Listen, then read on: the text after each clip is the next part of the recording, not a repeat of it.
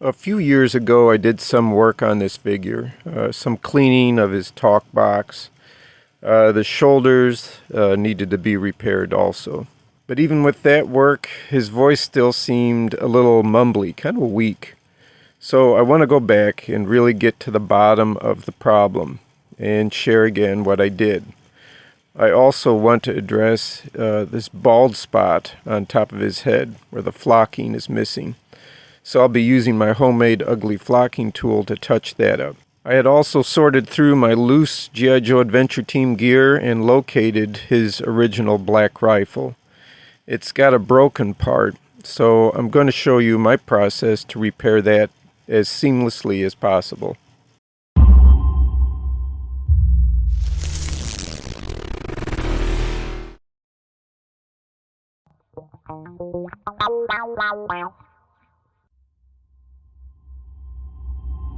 I'm going to start off here with his rifle repair. The ring that the little metal bracket attaches to the front here of the rifle is broken off and long gone. It's a pretty clean break too, so I'm guessing other collectors have experienced this issue too. The rifle is in otherwise good shape. It's a little dirty, but the barrel is straight and everything else is pretty nice. So I'm using my polystyrene tube assortment by Evergreen scale models to start this repair. I'm taking a tube here. It's a size 3 millimeter. That's the outer diameter. And it comes up as a pretty close match to the size of the original loop bracket that's molded into the rifle, just comparing it to the rear one.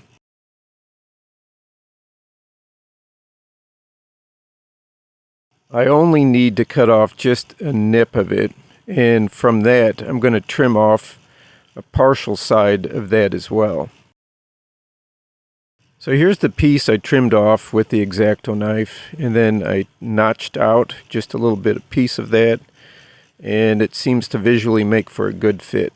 So I've tried crazy glue for this kind of a repair, which does not hold at all, but a 2-part 5-minute epoxy works great to hold. And after attaching that, I'm going to let it stand for a good 24 hours. So it's been painted with a black acrylic paint and a gloss sealer over that to prevent any paint from scraping off. So just to visually help it out a little bit, I also trimmed off the frayed loose elastic fibers near the belt stitching. Now it's just to attach the fine wire-like coupling here to the new rifle bracket. And then, after that's on, I'll slide the elastic opening loop on. Now it's just to attach the fine wire-like coupling here to the new rifle bracket. And then, after that's on, I'll slide the elastic opening loop on.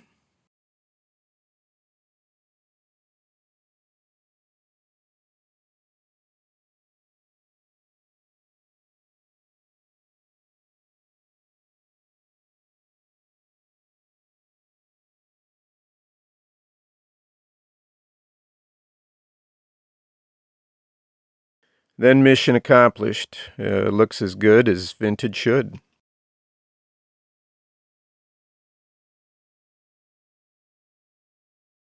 So tweezers definitely came in handy for this process. It's very tiny, delicate work, but it pays off.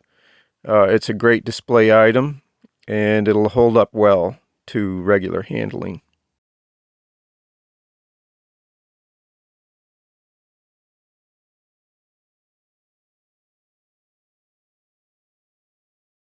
One of the other issues here over the years on other things here, but that's bugged me about this figure is his bald spot on top of his head.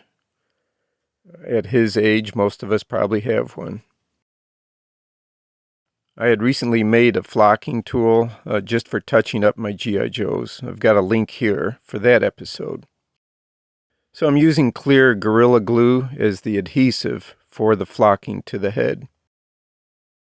So after I've cleaned this head already with a soft toothbrush and some dish soap and getting that fully dry, it'll be ready to start the touch-up flocking.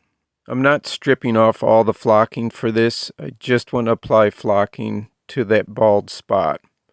So I'll apply the glue carefully up to the original flocking that's still intact because I don't want it to mix into the other flocking and then it creates a hard edge.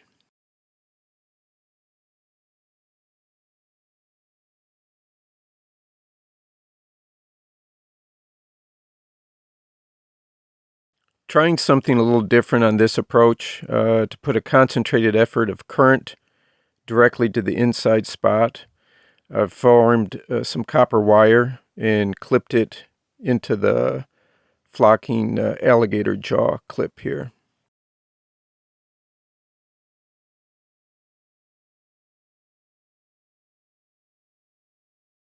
Then switch on and charge those fibers. I let this stand about 5 hours to let that glue set well before poking around or messing with the flocking area.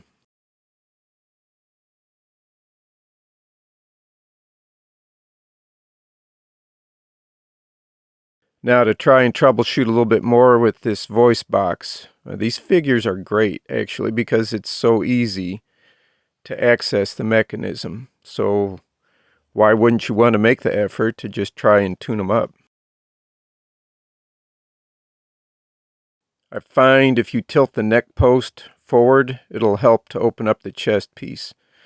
You'll also need to lift up the upper body to clear the waist, since the two halves sit together inside the waist piece.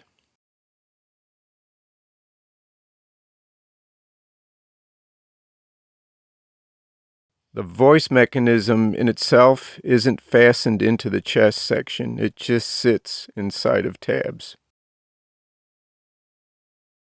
The stylus needle makes a good contact on that voice strip. Just a quick review of the talking mechanism and how that lavender purplish colored plastic, which is the stylus, it presses against the green dot in the center of the speaker diaphragm. That's the large white wafer thin plastic disc.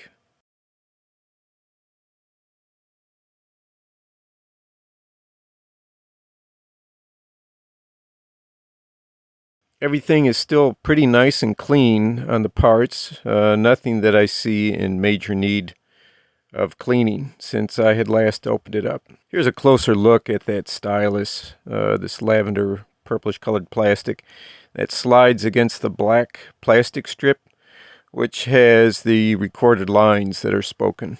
Here's just an audio reminder of where I'm starting at on the sound here on the voice.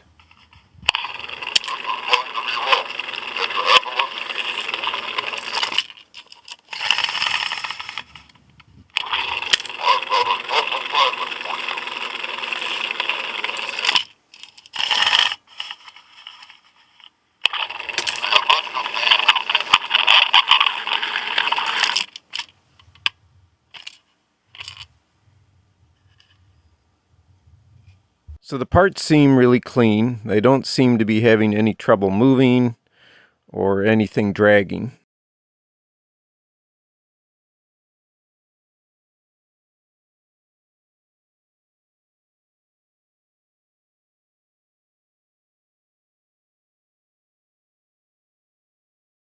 So I'm going to go ahead and go on in and do a little preventative maintenance here. I'm working in some white lithium grease where I know the flywheel makes contact with the plastic housing, a little axle in there. So that white lithium grease is one that's safe for use on plastic surfaces.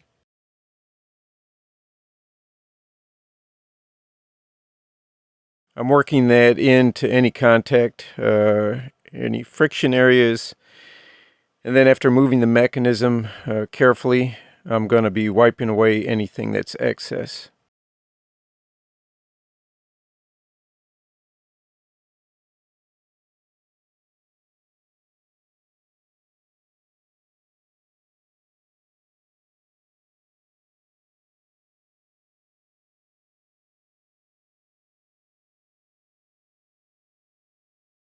Where the green felt pad-like material is, there was a lot of crumbly bits of black foam rubber in there originally.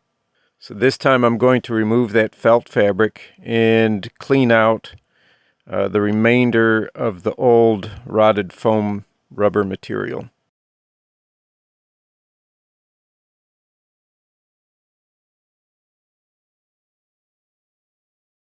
Clean that off, I'm using just rubbing alcohol on a cotton swab. And you can see that breaks down the old material pretty quickly. It cleans it all the way down to the original surface. So in my next step here, I'm attaching a strip of foam rubber with some Scotch Archival Safe double-sided tape.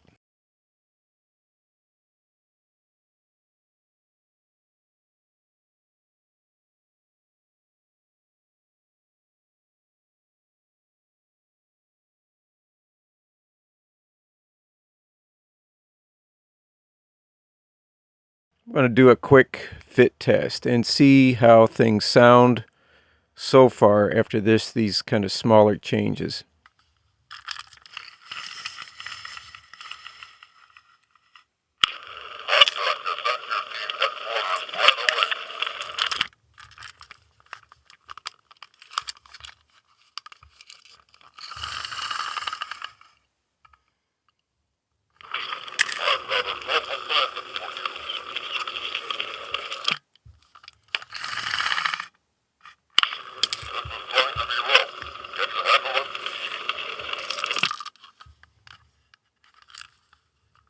So I'm going to go back here and just reopening this. The foam, I think, is on the right track. So the panel on the back of the voice box where there's this more rotted away black foam rubber, I'm going to work on that. I would say it definitely sounds a bit clearer in speech. The volume is not where it needs to be still, but you can tell there is a move in the right direction. I'm going to attach a thicker section of the black foam rubber here. And the results you'll see and hear shortly. So I'm going to go ahead and move on to the reassembly of the torso and the body parts, which can be a bit of a challenge and just kind of downright annoying. Remember, in this, the first step is to pull that elastic from down in the waist section up over the lower peg first, before going in to align arms, neck, the back panel. So you can see I finally had success by tilting the upper back half into place. That way clamping the arms and neck into position. They're kind of pinched in there first. And then I just pull up on that whole torso section and finish aligning the halves down towards that lower waist part so that they sit into place in the lower waistline. Just doing a quick fit test here, making sure the arms move, the neck has action and motion while they're in place, that nothing's pinched or kinked or not quite in line here. So now it's the simpler part of the process here to close it up securely. You know, the biggest struggle is juggling all the little loose pieces together to join the front and the back of the torso.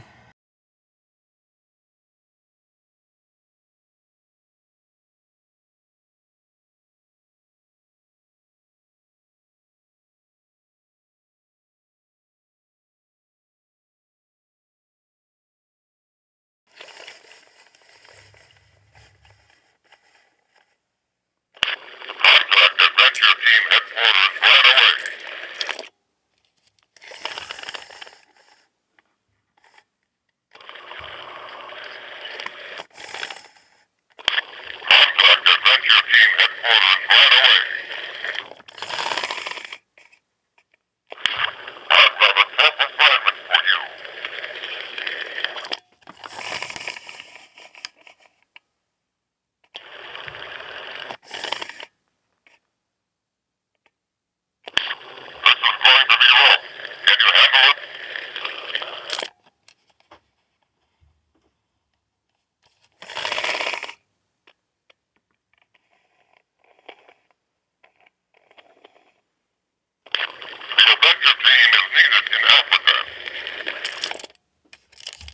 So I'm not paid to endorse tools or supplies, parts, etc. here that I use. So if I'm recommending something, it's just genuinely me saying, in my experience, something I thought was good or useful.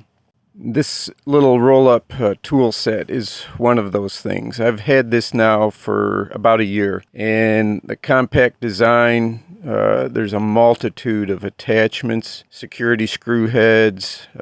It's compact, and so I do recommend it. You can search for this design or take a look on my Amazon affiliate shop in the tools section. I'll have a link here for that then as well, but it's like 128 pieces here. I'm coming up here with, there's like a double-ended pry bar, plastic pry bar, flexible shaft, tweezers. It's just been, for me, handy to keep it up on my workstation.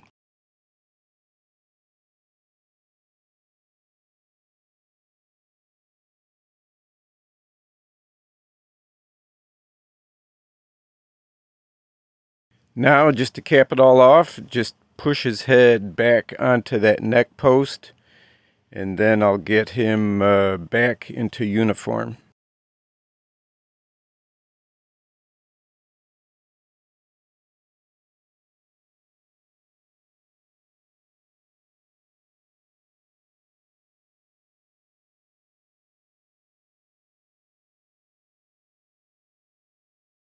So now I feel like he's really at his best possible vintage condition. You know, I picked up a great reproduction box because the original boxes, for the most part, are prohibitively expensive. And so now let's take a listen here to the final sound quality.